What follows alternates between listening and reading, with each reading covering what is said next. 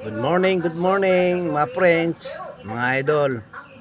Alam ko, nami-miss nyo na ako eh. Kumusta na po kayo mga idol? Nasana ay nasa mabuti kayong kalagayan. Mga friends ako ay muling magpapaalala sa inyo. Sipagan lang natin na gumawa tayo ng maraming content, di ba? Di ba ayos yung ganun? Video. Maraming maraming paraan para tayo ay magkaroon ng video.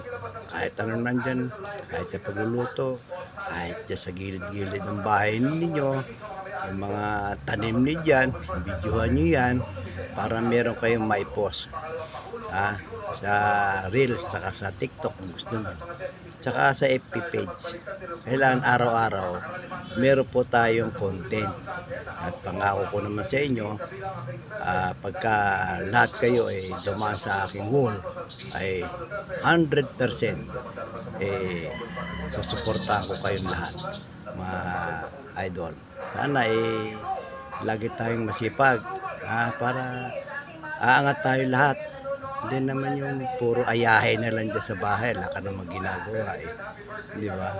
Okay lang kung pumapasok ka, meron din naman pagkakataon kapag pumapasok tayo tulad ko. Pag may time ako at nag-aantay ako ng pyesa, binubuksan ko yung Facebook. Alam mo naman ako, Facebooker eh. Lahat ng channel yan pinupuntahan ko. Kaya lahat active. Kaya ako nagtsatsaga lang mga idol. Tsatsaga lang ako dito sa Facebook para kahit paano malay mo bigyan tayo ni Facebook ng kita, di ba? Lahat tayo, hindi naman ako lang. Kaya naman patuloy ko kayong inaanyayahan, pinapayuhan, baka kayo nakakalimot masyado. Kunwari hindi naman pala, hindi.